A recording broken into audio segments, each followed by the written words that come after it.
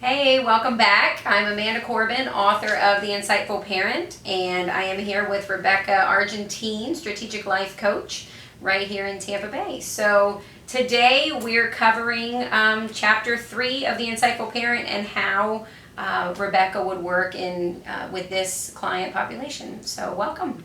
All right, chapter 3, calm, cool, and collected. Yes. Yes, that's a good one. I like these traits, and they're very important. Self-care. Well, if you hire a life coach, you're on the right step. Self-care.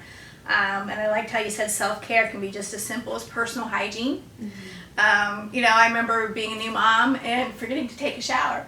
And then finally taking the shower with the baby sitting right there, Yes. so you just know what's going on. But yeah, so self-care, personal hygiene, sleep. Mm-hmm. Gotta sleep. And then basic needs like proper diet. Yeah. And I think a lot of us, if you go back to like you're in the journey in our interstate, how everything's just so fast.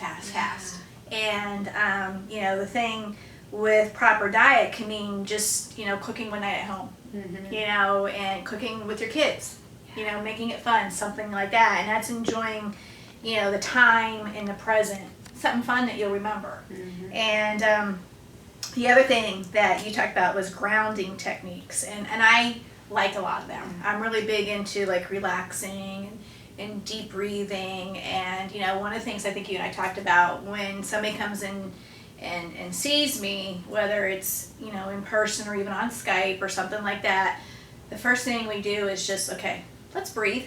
Mm-hmm. Both of us, let's breathe. We probably rush to get set up on the computer, making sure it worked, Skype or whatever, rush to get to the appointment, and let's first, and I think that's important for all of us. You kind of mentioned it in a previous chapter when you get home from work in a stressful day, how you first come in and you get, maybe spend a few minutes in the car, de-stressing, a little bit like that. But that's a lot of stuff, the meditation, the relaxation, and again, like I said, by hiring a life coach, making you accountable and teaching you techniques, and techniques that maybe you didn't even think about, or maybe you already learned, but you just didn't take the time to do. Yeah. And I think one of the things that I always remember, when you're on an airplane, and I've heard this before, when the oxygen bag comes down, as the parent, breathe first, then take care of your kids. Mm-hmm. Because if you're falling out, who's going to take care of those kids? And I think as reading the book, The Insightful Parent, taking the step, hiring a life coach, that helps you become that better parent, that better person, reaching those goals or whatever we've talked about to, get you on this journey. That's one of the things I kind of liked about your book was it's so interrelated with all the chapters. Yeah. And getting to the next chapter on how you do this. But, again, all of this is just using that word insight, understanding what's going on in you. Yeah, I like it. Thank you. Yeah. Because kind of the culmination and I don't think I said it anywhere, but the reality is insight is all about you can't give what you don't have. Oh, that's very true, yeah. And self-care is you can't give what you don't have. That's right. And I think that's right. My heart is, healthy individuals, and it doesn't just have to be healthy parents, right? And I think yours as well. It is, yes. But parents tend to, and especially moms more than dads, but we do put ourselves last. And so that self-care is an essential part of insight, and it's not selfish, right? No, it's definitely because not we have selfish. to overcome that guilt and that shame of me time. Me time isn't selfish. You need it in your vase to be able to water the plants that you're responsible for. Exactly. Well, and the other thing too, I think nowadays with the whole, mental health things that people are talking about, don't put a stigmatism, by asking for help for anything.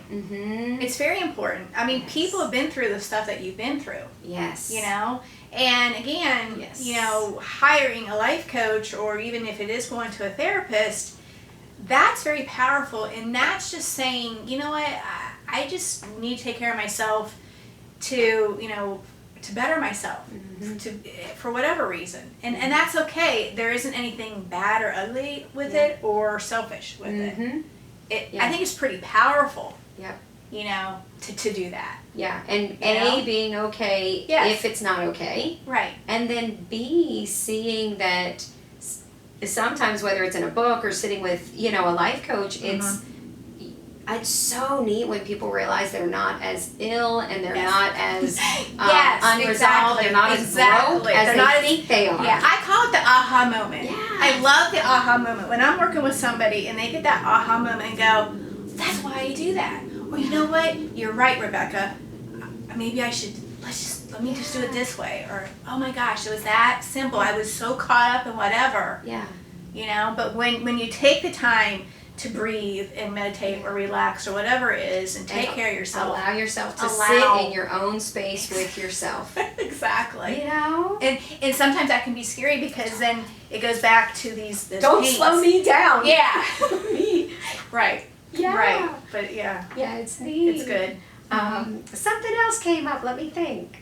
I'll talk about it in the next chapter, I guess, Okay. because I totally forgot.